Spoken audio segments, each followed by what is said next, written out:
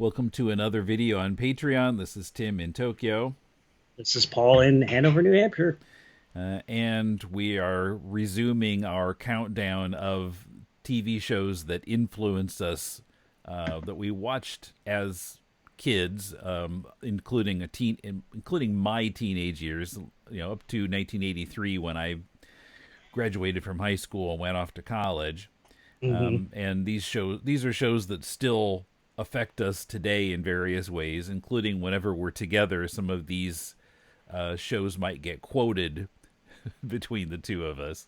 Right. When we say, and just in case you missed last week's or 2 weeks ago's exciting adventure, the first half of this list, by influence, we mean both influencing ways of thinking, maybe the comics that we did, and that sort of thing, but also the ways in which we still feel as though we're affected by those shows now, Mm. whether in the way we talk to each other or just how we think about comedy, what we appreciate, specifically about comedy and what we watch and consume now. Okay, so this would be the top five, and number five is Get Smart, which originally aired from 1965 to 1970. We watched it in syndication in 1979 and 80. And I do barely remember seeing the season 5 episode, The Apes of Wrath, when it was in first run. Really, I'm not sure I'd heard that from you before. Yeah, I think I might have mentioned it back in 79 or 80. Maybe, yeah. But yeah, I remember. So this would have been the final season when it had moved over to CBS, I believe. Mhm. And yeah, I'm sure I had watched the show other times, but nothing really stuck with me about it because I was, 4 years old. But but I remembered the opening of this one, the cold open, because it where they find the footprint of a what appears to be an ape, Mm, and that stuck with me somehow. okay. I didn't remember the rest of the episode. I can't remember the rest of the episode now either, but I haven't watched it yet. I'm in my viewing. I'm in season 4 of Get Smart Okay. right now. Yeah, we Yeah, probably. just to follow up on your conjecture a minute ago, you're right. It was aired on NBC until '69, and then its last season was CBS, 1969 to '70. And we probably would have watched it longer, but our local station quit showing it. So, Yeah, as of mid 1980, we had no way to watch it. yeah. We moved from Centerville, Iowa to Cedar Rapids, Iowa, a larger town with larger television markets and to some degree more diverse programming, even on the three networks. And so we started watching Get Smart, Mm, looking for Gilligan and well, that sort of thing. actually, we had been watching Get Smart in Centerville too. Do you remember? Channel 5 had Oh, been showing it. no, I don't remember that at all. Yeah, I think we started watching it like around the beginning of 79. It was Wow. like, wow, Okay. oh, Get Smart. I remember this show, The Gorilla Footprint. Uh, Huh. and I yeah, don't have we watched it any recollection of in that. Centerville, and then we moved to Cedar Rapids, and it was on Channel 7. Okay. Huh. Yeah, So, I don't remember that at all. I thought that was a Cedar Rapids discovery for us. no. So we watched it about a year and a half, I think. Okay. Yeah. Okay. Yeah, and Hmm. at the time, whether it was in Centerville or in Cedar Rapids, I had a vague thought that kind of like, where has this show been all my life? Because the humor, the Mel Brooksian kind of approach to satire, which was plenty of slapstick, but also plenty of just like goofy acronyms and Hmm. just everything you'd expect from a spy show just kind of turned up to 11 and made ridiculous. Yeah, well, and some shows were parodying like specific movies, and those often went over our heads then, I think. But Right, right. The Tequila Mockingbird mm, episode was one like that, where if we'd known much about Harper Lee's To Kill a Mockingbird Yeah. The Maltese or The Falcon. Maltese Falcon. It would have made a lot more sense to us. Instead, we just thought it was kind of funny, kind of like Donkey Hody in Mr. Rogers, which, who knew that, the donkey puppet was actually a reference to Cervantes' Don Quixote. So I just off the top of my head, I wrote down four uh, get smart bits that we have quoted to each other over the years. Can you guess what any of them might be? Would you believe it was 40 years ago that we watched this show? How about like that? So that's one of them. Missed it by that much would Well, be another. those are okay. I mean, clarify what I mean. Not the bits that were repeated over and over, but specific quotes from specific episodes. Oh, okay. So one of them was Ed Platt as the chief saying, "I want to go out and play." Ah, Uh, okay. when I didn't have when that one, but yeah. when in first season when they were several members of the control the good spy the good excuse me the good spy organization were given a serum or zapped with something that made them childlike. It sent Mm, them back to being 4, 6, 7 years old or something. And when Chief was zapped with it, he kept looking up, kind of like he was making a pass at someone. There was something about his eyes, kind of a twinkle. He'd say, "I want to go out and play," and it just seemed like it just like reeked of like perverted guy who hangs around the playground, handing out candy for nefarious purposes. So that was mm, kind of creepy. okay. So that's the So only one I can think of at the moment. okay. So the four that I wrote down here. So the episode "The Groovy Guru" from season 3, the rock band "The Sacred Cows," kill, kill, Thrill, thrill, kill. thrill, da, kill, kill, I think it kill, was "Kill" bump and then off the "Thrill." The squares. song is called Okay, "Kill, Kill, Kill." So okay, yeah, and then "Thrill, Thrill, Thrill." Yeah, they were trying to mind control teenagers into, I don't know, going haywire.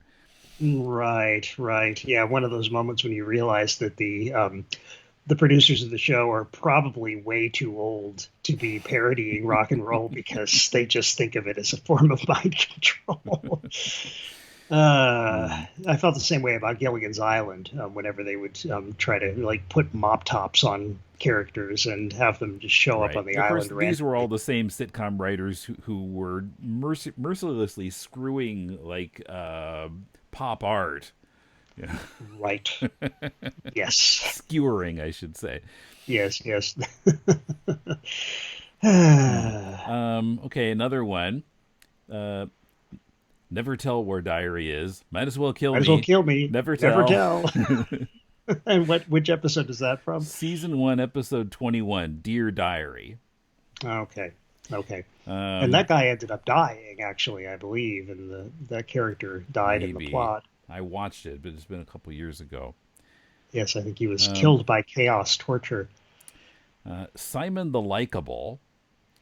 And I had completely forgotten the context that he appears in because I was looking for an episode called Simon the Likeable, and there isn't one. He was in the two-parter where the twins are born, Oh.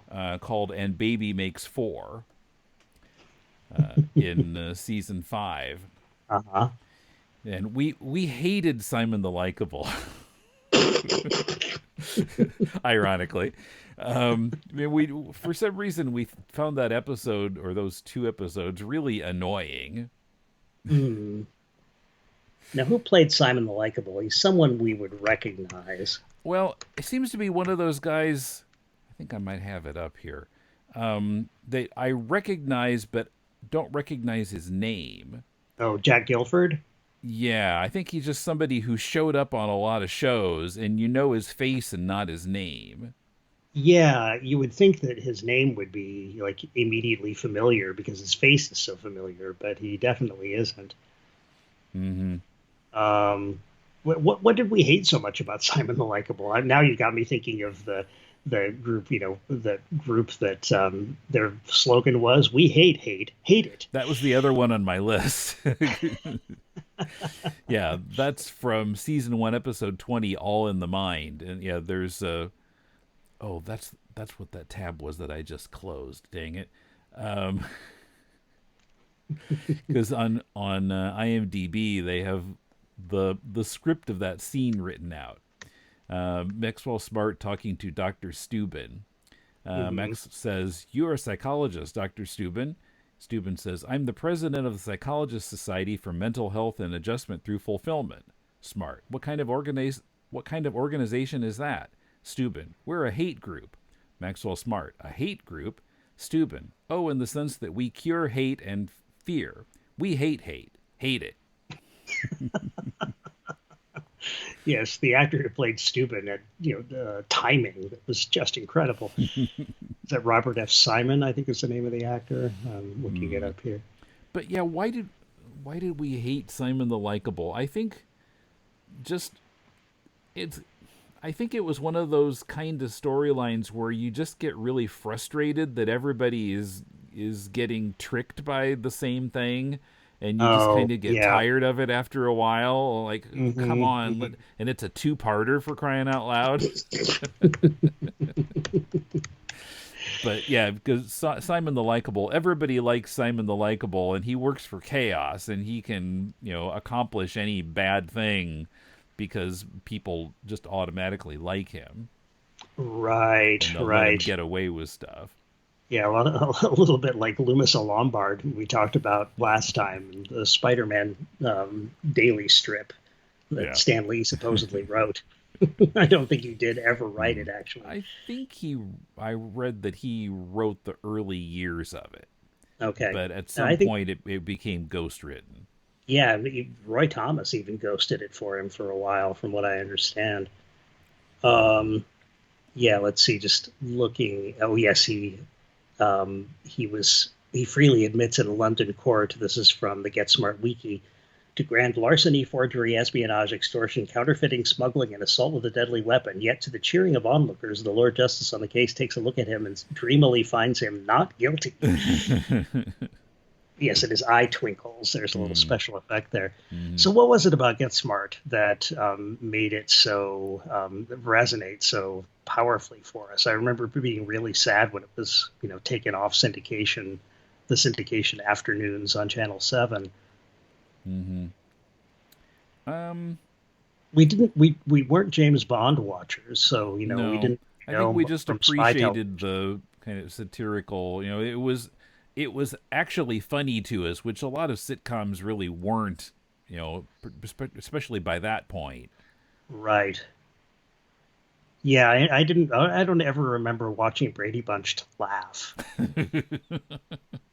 except when we started getting, really, really sick of certain episodes and would just like, mercilessly rake them Yeah, over the I think coals. we've gotten a lot more laughs out of making fun of it over the years than the actual intended comedy of it. But Right. But yeah, Get Smart was more in tune with the kind of humor that we apparently appreciated, although, never seen Don Adams before. Don't exactly know why Would You Believe and How About that routine was so funny to us, but it really was. And missed it by that much. It was just like, it was a catchphrase. It was, funny when they would get to that point. mhm. But I love the notion that the evil organization was called Chaos with a K. I just enjoyed the fact that there was some danger on the show, that occasionally agents were actually killed or Hmm. injured in the line of duty, and the technology. Even though we hadn't watched James Bond movies, they definitely had their scientist in charge of gadgets, Hmm. as James Bond did, like the shoe phone. But the gadgets were always like kind of somewhere between mundane and ridiculous, and a kind of spectrum between those two extremes. And the shoe phone cracked me up, especially when he would pick up a shoe and think it was his shoe phone, and it turned out just to be an ordinary shoe. That happened at least once that I can recall. Hmm. Okay. So, number 4, Looney Tunes. Now, of course, it's not exactly a TV show, but we got it from TV, Mm-hmm. both on Saturday mornings and from the Floppy Show, which we talked about on To the Bat Poles on occasion. Adam West was on it in costume in 1977. That's right. But yeah, it was a cartoon show from Des Moines with Dwayne Ellett and his puppet Floppy the dog. And they Right, would just always, a hand puppet, but he was a ventriloquist. Not a terrific one, but a pretty good one.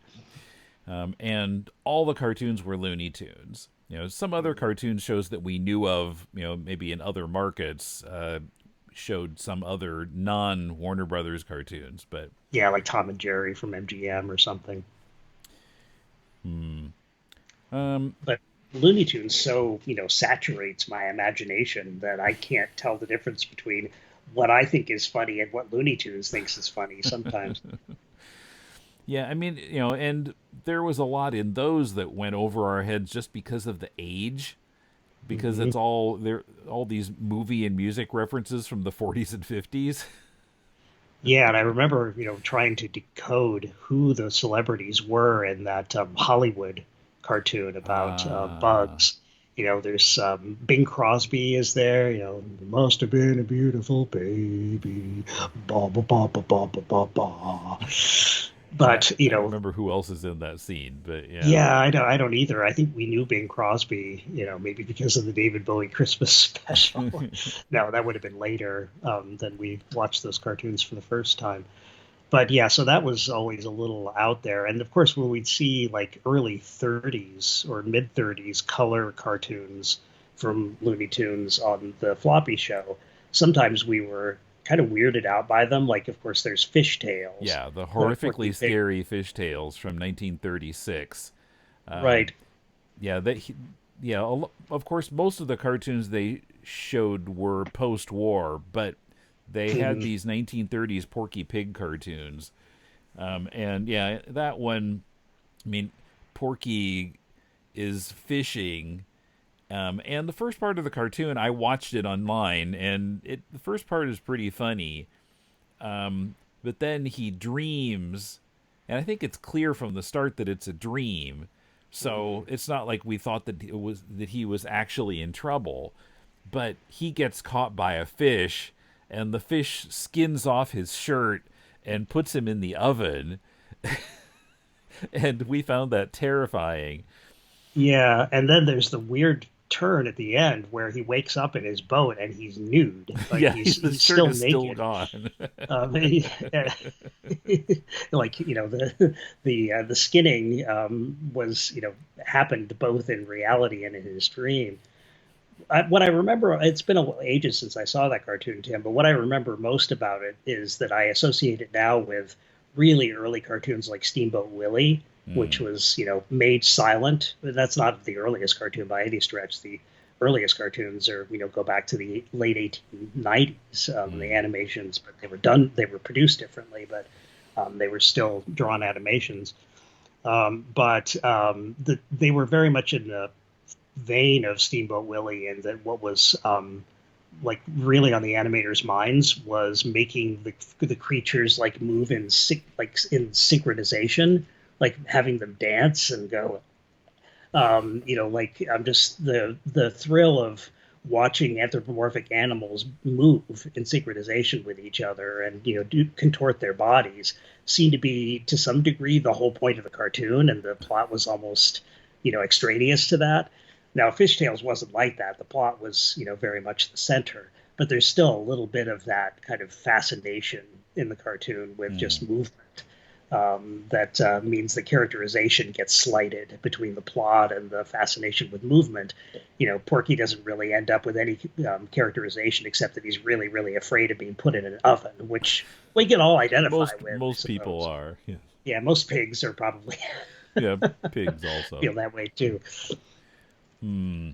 But So, Roadrunner is what really I think cemented my love hmm. of. If I could point to any cartoon, because it's hard to make sense of my childhood imagination, but watching Roadrunner cartoons with our grandfather, Well, who and thought that Dad they were, loved them too. oh yeah, yeah, just like they would laugh at them, and we thought, wow, there's something special going on here if the adults are laughing. Yeah, I mean, I think, and with that and with some other things like maybe Sesame Street and Electric Company, I think the reaction of adults to them, in our family made us more interested in them.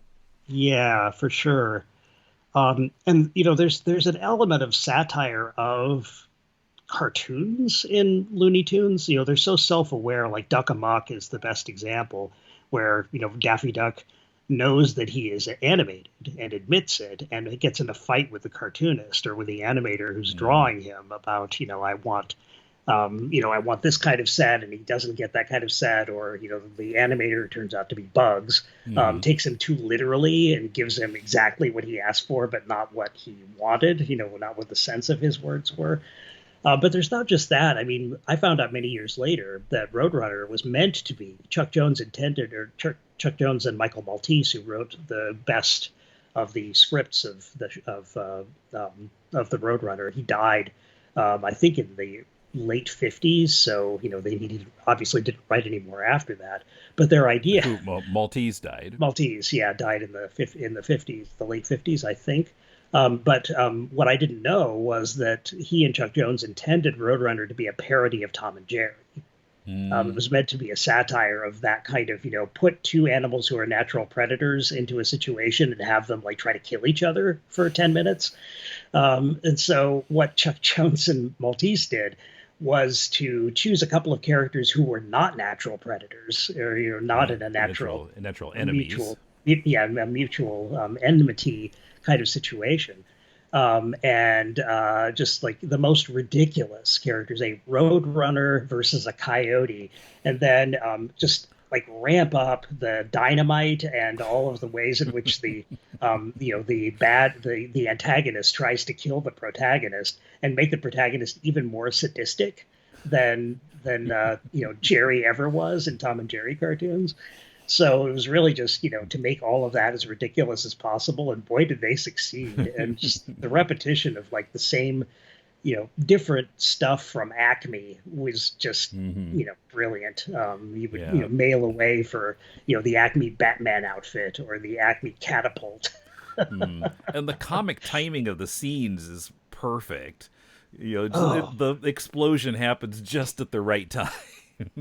yeah, yeah. Or, Wile E. Coyote looks at the camera just the right moment or waves bye bye. Um, and those moments, the surreal moments where the coyote would paint, paint scenery on a rock, that looked for all the world to the viewer of the cartoon as though the rock were transparent and the road just went on right through it. And of course, Roadrunner goes right through it. The coyote thinks I'm going to do this too, and blasts into the rock. Yeah. And then Like a truck moments like comes that. out of the tunnel that Yes, he's of painted. course. I'm reminded of the immortal words of Bugs Bunny. How does that go? Anything can happen You can do almost anything in an in an animated animated cartoon. cartoon. Yeah, which we've quoted to each other many times. I was trying to figure out what the title of the cartoon that comes from, and I couldn't track it down. Well, Unfortunately, maybe Googling that phrase didn't get me anything. I'm like, what the? Google, you worthless piece of. yeah, that's hard to believe that Google the electronic Google machine couldn't find that phrase. There's got somewhere there's got to be like an entire blog dedicated to that phrase, don't you think? I mean, anything that Well, anybody could if there possibly isn't, we write. should make it. Actually, Seriously. I've said this to you before, I think, but if we ever decided to stop doing To the Bat polls, Looney Tunes is the topic I would want to do another podcast about because I want to know more about it and know more about the music and the Oh Hollywood yeah. references and to finally understand some of that stuff. Yeah, we could really dig into research of Hmm. individual one-reelers. Now, the Um, disappointing thing is that I looked into what's available like on DVDs and Blu-ray, and apparently there isn't any like kind of organized set that's like I see people on Reddit or wherever saying, why don't we? Or no, it was Amazon comments. Like, why don't they kind of organize them by year or something instead of putting out collections where it's kind of like, here's something from the 30s and here's something from 1947 and here's something from 52, and they're just kind of a mishmash apparently. I have some DVD sets and also some Blu-ray sets that have a lot of stuff on them. They're, golden collections or something like that. Um, Yeah, there's Hang on a golden second. collection and what, the silver collection, or platinum collection. Hmm. Um, yeah, so I've got stuff on DVD and Blu-ray, but none of it is organized, really at all. There's, in fact, one disc is just, all the Roadrunner cartoons they could cram onto a single disc. But yeah, it would be great if that would be curated, Hmm. to use an overused term, Yeah, but it or would be nice. at least if there is a book that could tell us like when everything came out, would be nice. But Hmm. I don't know what. If we did decide to do that, I think there would be a downtime of several months in between while we were just kind of doing the research to get started. Right. Hmm. Hmm. Yeah, yeah, but it's something that I think, for us the enjoyment level would be kind of through the roof. Hmm. And like I said, I guess what Looney Tunes did for me was just make me realize, at least eventually, that cartoons didn't have to be Amazing Chan and the Chan Clan, or Scooby Doo, where the most exciting or unusual or unrealistic thing that happened was that some guy wearing a rubber mask could be mistaken for a ghost. You know, Nothing like the surrealism of a good Roadrunner cartoon. Something else that I would like to know, and I'm not sure how I could find this out, but I always noticed as a kid that there seemed to be like two different buckets of cartoons. Mm. There were the ones that we saw on the floppy show, but the ones then we on Saturday morning it was a different set of cartoons. And I think there might have been a couple of cartoons that I remember seeing in both places, but generally Mm. there seemed to be kind of a separation there. I'm not sure why that was, but somebody Mm. must have just Mm. decided like we're going to keep these for the network show and this other set will be in syndication. Yeah, that's probably right. And I guess Um, that the Bugs Bunny show was originally on in the evenings in the 60s.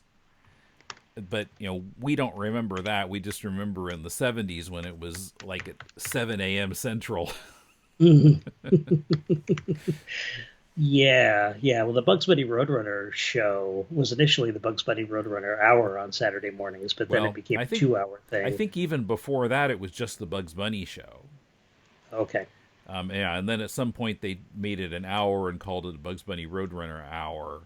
Hmm. Yeah, and then yeah, I think then it went back to 30 minutes. Um, so yeah, they mucked around with that a number of Yeah, times. yeah. Well, what you call the buckets, or the two buckets of cartoons, I think might have even kind of separated the cartoons for many years, because those two buckets where they couldn't be shown at the same time because the rights were controlled, the Hmm. distribution was controlled by two separate companies, at least until the contracts expired.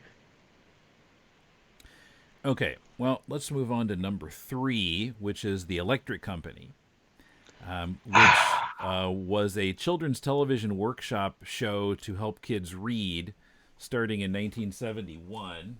Here's the best of DVD set that Paul gave me for Christmas last year, I think it was. I think that's right. Unfortunately, there isn't a complete set. Apparently, this is just selected episodes. Yeah, and I have volume two of that as well, but I haven't Oh, even cracked it. There is a second volume, though. okay. Hard to find. They're both kind of rare, and so I ended up finding your copy and my copy of the volume one, for relatively inexpensive prices, but the second one seems to be a little harder to find. It probably had a lower print run because, Mm. like in comics, first issues sell better than any other issue of the series. Hmm. So, the Electric Company, what would have been the year that we watched it first? Had Well, it been around so for a while before we started watching it? well, 71. I was in first grade. I was the perfect age for it. Mhm. I'm sure I was watching it from the beginning. In fact, we were watching it at school. Okay. So in first grade, and I particularly remember in second grade, it was on at 12:30 Central Time, and we would watch it right after lunch. Mhm. March to the TV room and sit on the floor and watch it. And so, speaking of being influenced by our dad's reaction to stuff, Love of Chair, which was their kind of soap opera parody, which was just like the boy is in the chair and hardly anything ever happened in it.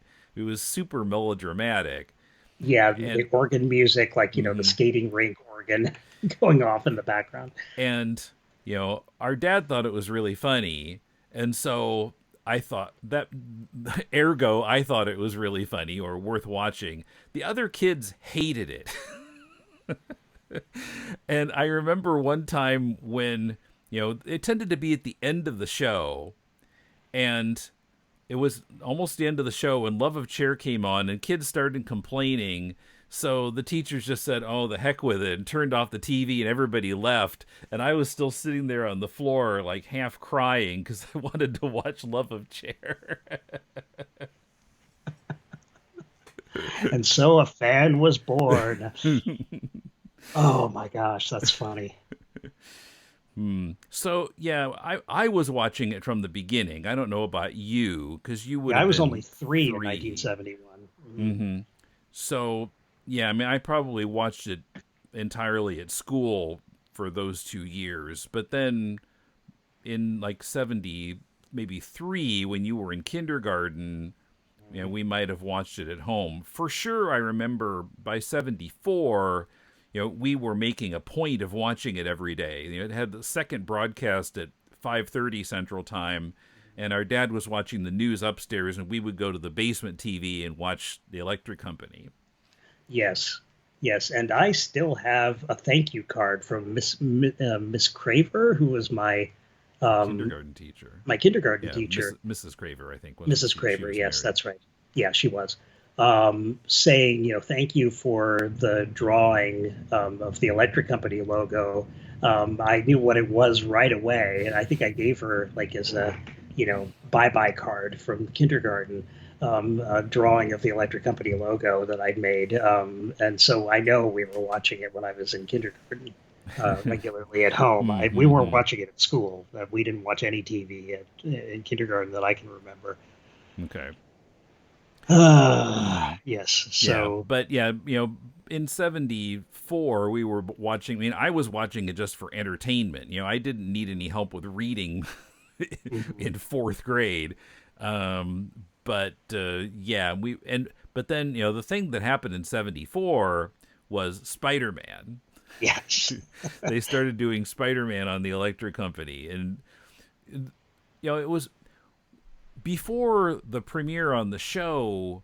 They started doing Spidey Super Stories, and Which immediately came to the quick shop where we did our well, comics purchases.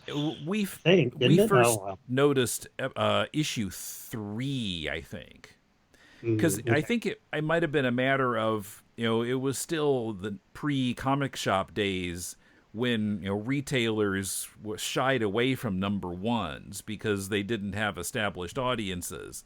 So it might very well be that the quick shop never had the first two issues for that reason. But we were. Rhetorical question. How is one ever going to establish an audience if you don't, I like, know it doesn't make purchase any issue sense, one but that was the for your mindset customers? back then. Maybe it was just like larger retailers would get number ones or something. Yeah, like those newsstands that you see photos of sometimes from the 40s and 50s with like 175 comics spread out for several miles worth of or the But newsstand. I mean, we find this comic book. It's got Spider-Man in it, and it's got Jennifer of the Jungle and Easy Reader, and our hair's on fire. Yeah, there's something about being recognized. Like, when you pick up a comic book off the stand and it's got Electric Company characters on it, if you like the Electric Company, you feel seen all of a sudden. It's like somebody cares about what I like. Well, and the funny thing is, in terms of Spider-Man, because up to that point, I thought Spider-Man was really scary looking. But Mhm. now that he's with Electric Company characters, no problem. I love Spider-Man. Yeah, yeah. No, you've got to be right about that. Spider-Man has the seal of approval of the Electric Company. So Right. He's been drained of his fear factor all of a sudden. yeah. Huh. Yeah. Yeah, I remember even going to our friend Kyle's house to and reading his comics. I found Spider-Man scary, especially the Ditko Spider-Man. Mm. Ditko drew like nobody's. I'd never seen comics drawn that way before. They always had that kind of, the fingers were weird. The faces all looked a little like super stylized, Mm. and Spider-Man especially with his webs and the way Ditko drew him with the really narrow, kind of lines that the webbing went across. All of that seemed freaky to me. Mm. So yeah, certainly Electric Company did a lot to make me a Spider-Man fan rather than a spider-phobic comics reader. So, can you think of any particular things from Electric Company that we may have quoted to each other? Well, I remember I did a bit that I was planning to put in one of our comics, but never did. Maybe on a children's bulletin from church of what Electric Company used to do these silhouettes, like profile silhouettes of two people, and they would be riffing on or trying to pound into the kids' heads some suffix or something. Mm. So they'd say ack, shun, action, or something like that. But usually it wasn't a suffix. It was more like the first consonant of a word. Yeah, Like it could have been, but it was suffix sometimes too, or like patterns. yeah, Crack, one tack, pack. Those kind of rhyming words, right. maybe. So we go do do do do t ack tack da, da, da, and it would be the profiles. One profile would speak one word, and then you would see the word or the sound on the screen, and then the Yeah, rest of the word would be come spoken flying by out the of other their profile. mouth. Right, right. So once I did a comic with, I think, Mulcher and Stingpin, two of Tim's parody characters of the Vulture and the Kingpin, in silhouette. And one of them says "guh" and the other one says "ads, gads, da da da, puh, Timbuktu, gads." I'd forgotten all about that. I, Gads being, that was our swear word yeah. for some reason. I don't remember even where we got it. Do you? um, Why did we start saying gads in the mid 70s? there was a particular source. Um, I want to say it had something to do with dynamite. Yeah, in Dynamite, Oh, there was a particular like feature where sometimes the characters said "gads." maybe it was Joe, that comic strip No, that was that usually wasn't Joe. That was Bananas. that was Bananas. Okay. I can't remember what the feature was. It was something where there were like maybe 4 or 6 single panels that were like different examples of something. Oh, was it Bummers? Bummers. That was it. Yeah, don't you hate it when dot dot dot and then something that happened to middle schoolers frequently, like, Yeah. you open your milk and the bottom of the cartons, just flops open and spills milk all over you. Yeah, and then the kid would be thinking, "Gads." That was where it came from. So we probably have Jovial Bob Stein, aka R.L. Stein, to blame for that, since he did some work on Dynamite before he became the editor in chief of Bananas. These were Scholastic book services magazines for kids that were sold through the Scholastic order forms that you get in grade school. Okay. Yeah, Hmm. anything else? Hmm. I don't know. I don't feel like. Hmm, I don't know. Maybe Pedro's Plant Place or something like that. But Pedro's Plant Place. Um, yeah, I mean, what I got from Electric Company, I think, was mainly just a vibe of, they're being pretty good at knowing what kids thought was funny, and still, realizing that something like Love of Chair would be funny to adults as well. hmm, But I don't really have any particular sense that I was influenced by it, except that I do think of it fairly frequently in the present, and little moments from it. Do you remember that cartoon? It's the plumber. I've come to fix the sink, where the cartoon plumber actually like dies of a heart attack at the end, and after over and over again, the parrot inside is saying, "Who is it?" And the poor plumber is saying, "It's the plumber. I've come to fix the sink." And he gets more and more agitated because the parrot just keeps saying, "Who is it?" every time he knocks on the door. And finally, he like collapses dead with X's over his eyes on the front porch. And the woman who owns the parrot comes to the door finally and says, "Who is it?" And the parrot says, "It's the plumber. He's come to fix the sink." It's like, wow, that was kind of uh, kind of hardcore. So it's like frustration, comic frustration, slapstick hmm. frustration taken to its logical conclusion. Yeah, there's a lot of kind of vaudeville types Yeah. flavor to the Electric Company stuff. And like Sesame Street, these were just short little bits that were strung together. But they did feel more vaudeville-like than Sesame Street, because Sesame Street always had that larger plot when it Hmm. happened on the street itself, Hmm. that was the ribbon running through the entire episode. Yeah, well, and they were overtly vaudevillian sometimes. I've watched this whole set, and they would have like a stage and people coming out like vaudeville comedians, and Yeah, yeah, yeah. And the music was great. In fact, we have a Electric Company record, which I think I wanted really badly do we when I still needed have to that? listen. Oh yeah, I've still got it in the LP collection. Okay. Haven't cleaned it up and listened to it in a long time, maybe ever since our initial plays of that record. But that was one of those records, as my physics teacher, Mr. Gibbs, used to say. You play it till the needle's sticking through the record, like it actually wears out the grooves. We played that one a lot, maybe not as many times as Happy Days, the single, but played it tons of times. So yeah, I would say that the relative sophistication of the humor must have affected, our own senses of humor and what we thought was funny enough to put in our own comics, when we were doing our parody stuff. But yeah, I do remember the music was great. And he's also the reason we've lost every game. Great little Tin Pan Alley tunes about Crank messing up the baseball game. And the Hmm. characters they played were very funny too. They always each of the cast members played like sometimes two or three or maybe even four like central characters. Like Jennifer of the Jungle was also Julia Grown Up, the same Uh, actor. Julia Grown Up was their chef version of Julia Child, hmm. and so it felt kind of like Saturday Night Live before Saturday Night Live in some ways, at least in retrospect. Hmm. Yeah.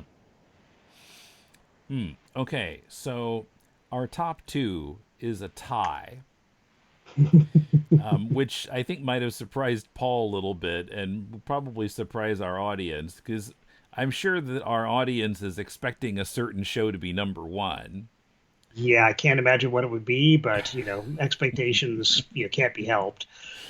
Hmm. But the other show is SCTV, which we've certainly quoted a number of times on to the Bat Polls, to That's the for sure. puzzlement of many of our listeners, I'm sure.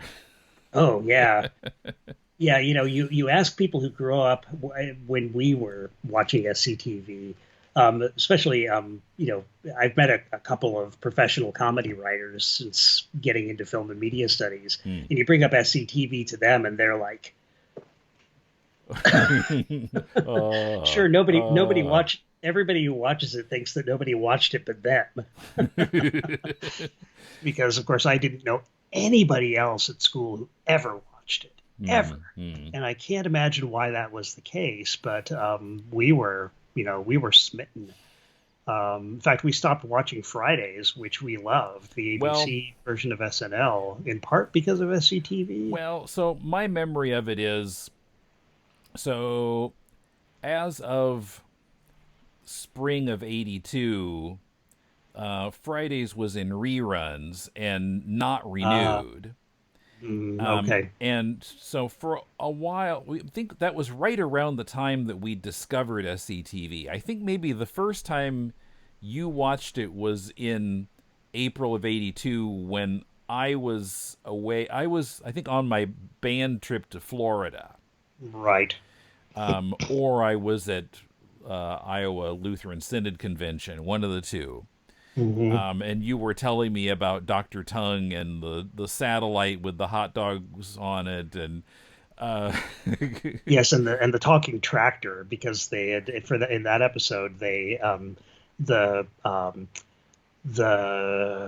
the the satellite, the hot dog rotisserie was being hacked, and so Russian television was coming yeah, instead of on SCTV. SCTV's frequency, yeah.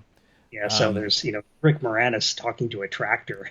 and I think maybe what had happened was maybe Fridays wasn't on that week or something, so you Mm-hmm. decided to watch SCTV. So then for a couple of months, we were watching the last 30 minutes of SCTV after Fridays finished. Hmm. Um, but I think before Fridays completely disappeared, we were like, they're showing this Karen Allen guest shot this rerun again. We don't need to see this again. Let's watch SCTV. Yes. And SCTV lasted another year on NBC. Hmm. And so that year, my senior year of high school, we were just watching SCTV on Friday nights. I remember our father being a little disappointed because he kind of wanted to watch Fridays with us, which really bonded over a little bit. There were some characters that we all really liked, Mm-hmm. but yeah, so SCTV was non-negotiable. Once we really got into it, I don't know what it was about that tractor thing that cracked me up, but it was just that it was so A, unlikely, and B, somehow appropriate. If you imagine that Soviet television was anything like American television, of course my mother the car would be my father the tractor, right? If you're holding up the kind of proletariat stereotypes of but also the SCTV people, the writers who were also the performers. Yes, there it is. Dun, dun, Oh, dun, dun. yes. Yeah, 3D how could you House of 3D house? DVDs. Oh, oh, oh, Count Floyd. What an incredible invention. But yeah, if you imagine that Soviet television was anything like American television, that's what it would look like. But these writers and performers were really savvy. They knew something. They must have known something about what Russian film was like after the montage movement ended in the early 30s, and Stalin decided that montage was too complicated and you couldn't get propaganda across easily enough. So they just started making something called kind of new realism, which was basically a lot of happy stories about proletarians, being in love with their work. Yes, was it socialist realism? I guess that's what it's sometimes called now. Or they were like melodramas about bad workers who decided that they were going to go against the collective in some way and had to be either rehabilitated or had to die in order for the collective to come back to normalcy. So, a musical about a guy who gets advice from his tractor was just brilliant on more levels than I could understand. But I just thought it was like nothing else I'd ever seen to have a tractor with like moving lips on the front that were done so badly that they were obviously meant to be seen as bad special effects. And that was really SCTV in a nutshell. They played up the cheapness of what they were doing in order to play up the cheapness of what their fictional network was doing, Mm-hmm. and the personalities that populated the network were all completely in it for themselves, and just like showbiz types of the worst possible interpretation of that. And it was certainly doing a kind of humor that we weren't seeing anyplace else that I can recall. Mm-hmm. Yeah, I wrote down just a few of the things that we quote to each other. I'm sure there are many that I'm not thinking of right now. Um, John Candy as Mayor Tommy Shanks, closing with "Well, good night," And then or throwing kibble at his stuffed dog. yeah, or dropping it on his nose. The 2001: A Space Odyssey with Merv Griffin and Orson Orson Welles, Welles. John Candy as Orson Welles and Rick of Moranis course. as Merv Griffin. With as we quoted on To the Bat Polls recently, "We'll be right back." Yeah, Um, and John Candy as Orson Welles. Of course, John Candy plays Orson Welles, saying, "Yeah, well, Merv, you've always got to have something to fall back on. Me, I've got magic." And then they even do a parody of Hal, the Hal 9000, looking through, like, his electronic eye, catching Merv and Orson Welles through the glass. yeah, They're reading supposed their to be lips. reading their lips. And Orson Welles, blows smoke, and then the camera, just like in 2001: A Space Odyssey, whip pans back to Merv Griffin coughing because, and also laughing. I don't think Merv Griffin ever laughed that way, but that was what Rick Moranis did in his impersonation. But you Um, could see him laughing even though you couldn't hear him, and that was what Hal was lip reading at that moment. One that I often think of is Martin Short doing an ad for "Shower in a Briefcase," The run which goes is shower to yeah, briefcase. where he's standing on a street corner and a car drives by and splashes muddy water on him, and he says, "Why you?" And then he talks about shower in a briefcase, and he just opens his briefcase and it's spraying water at his face. Yeah, it's like a fire hose. It's Mm. that the pressure's that And high. then he switches it to the blow dryer in a briefcase, and then it blows him and everything else away. Like I think there are tumbleweeds in the picture, even. I wouldn't be surprised. It was Um, kind of like watching a cartoon show in some ways, because they would take such liberties with reality, social as well as physical.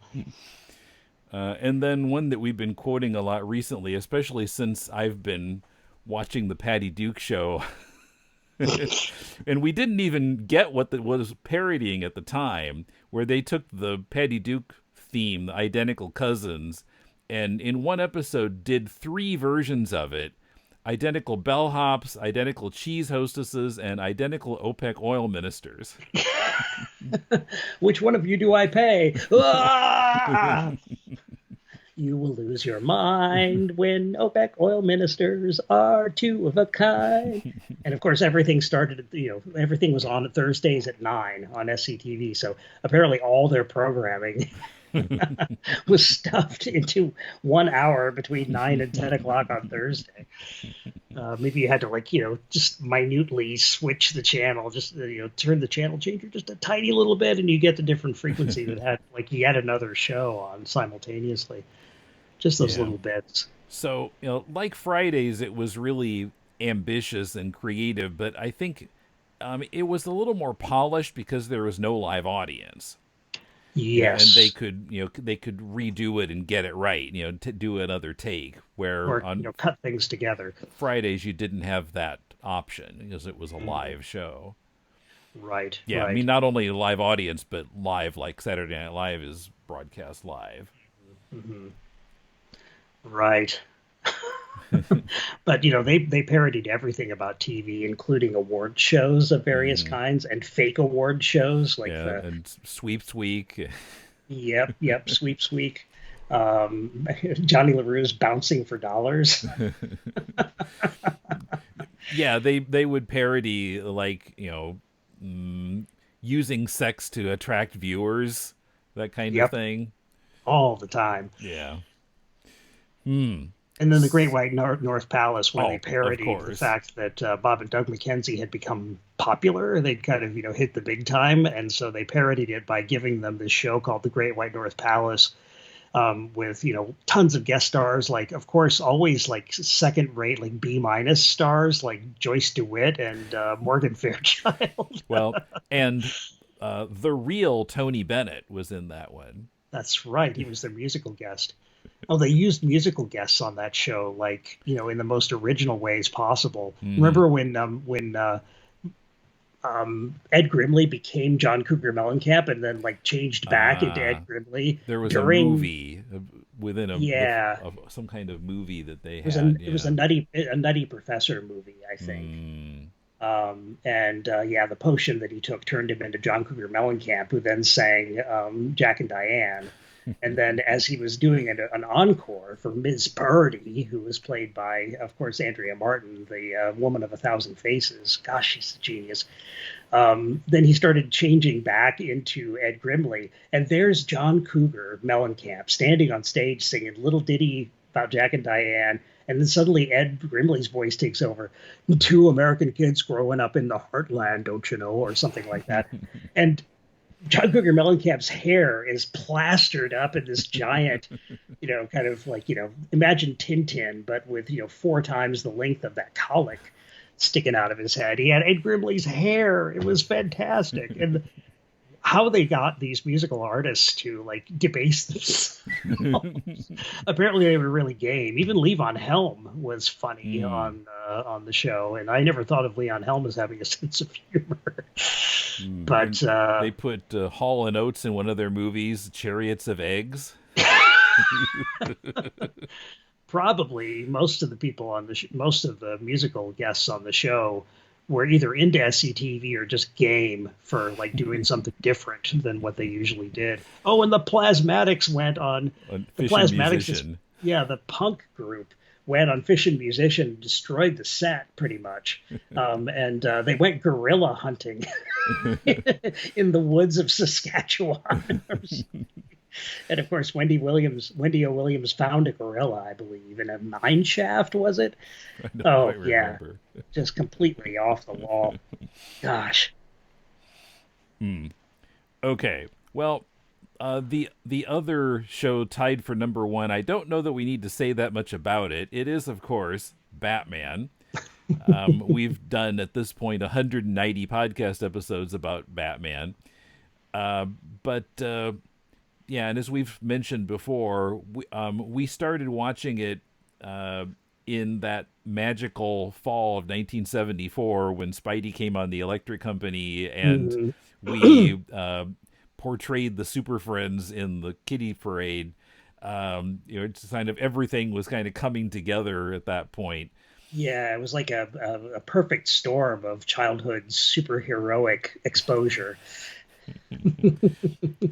And I don't know that we've ever, quoted the show to each other that much, except maybe a little bit more recently as we've been doing the podcast and really getting, the episodes pounded into our heads. But Yeah, interestingly, like a lot of people, we hadn't really seen the show. Of course, neither Tim nor I had cable for a long time. Tim still doesn't because he's in Japan, where cable would show him something completely different anyway. I yeah. mean, you have cable now, but or at least your family does.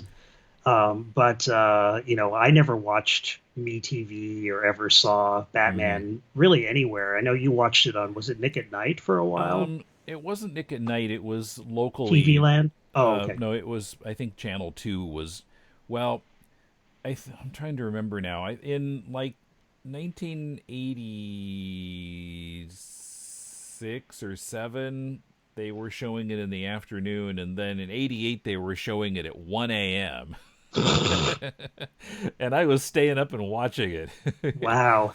But then Um, after that, after '88, the next time I saw it was, well, in the days when it was on at 1 a.m., made a tape of the Zodiac trilogy because okay. somehow I think I had tracked down when I had been watching it in the afternoon a year or two before. I had been writing down what episode was on every time, so I was able to anticipate when Zodiac was coming around, Okay. and I rented a VCR because I didn't even own one yet, and recorded the 3 nights of that. So I Right. watched that once around 2009 or something. But that was the only time I watched Batman between '88 and getting the DVD set from you Christmas 2014. Yeah, and it had been longer than that for me, so I wouldn't have known what to quote. I had lots of images in my head that lasted for Mm-hmm. decades, but until I saw started watching the Blu-rays to do the Batpole show, I hadn't seen the show for 20 years, maybe more than that. Mm-hmm. So yeah, so that was not part of our quotation imagination, but at that time. But yeah, I mean, it was in ways that we've inventoried before. It Hmm. affected like a lot of what we were doing in our free time in those days, from being the dynamic juniors, Junior Batman and Junior Superman, to doing a Batman radio show on our radio station. To Uh, play with Batman Mego action figures and yes. mixing Marvel and DC in ways that were unspeakable for most fans. So Um, yeah, I mean, a lot of our free time was taken up with bat activities in like 74, 75, 76. right. And I do know that the Batman that I drew when I did draw Batman comics, just for myself just a little bit, or when I would draw him just as a figure, it was definitely based on the show, because Mm-hmm. even though it was very blocky, I had the kind of face mask aspect of it, with the eyebrows. Yeah, there's the cowl actually is in at least two parts, Mm-hmm. right? And West Cowl, there's that the front piece, and you can see the seam Yeah. around the mask, and I had that seam in my drawings of Batman during that Mm. time. So for a long time, I drew him based on my understanding of the or my ability to visualize the Adam West Batman cowl. Mm-hmm. But yeah, we we could talk about its influence on us all day, but we've done that already. So Yes. I think we need to go into it Yeah. any Go longer. back and listen to the Bat Bulls episode 1. So why? Let me ask you this, Tim. This is my interview question. Why do you think was it SCTV that was higher for you than Batman on your list? Yes, that was why they What that ended was? up tied, because I Mhm. I had SCTV 1 and Batman 2 and you had the opposite. Right, right. So it doesn't surprise me that they were both at the top for each of us. But why do you think SCTV beats Batman here, just in terms of Well, its effect on you as a in the present, perhaps? I think I put it at number 1 mainly because that's the show that we quote to each other the most. Hmm. There are Yeah. so many particular skits or lines that keep coming up. Mhm.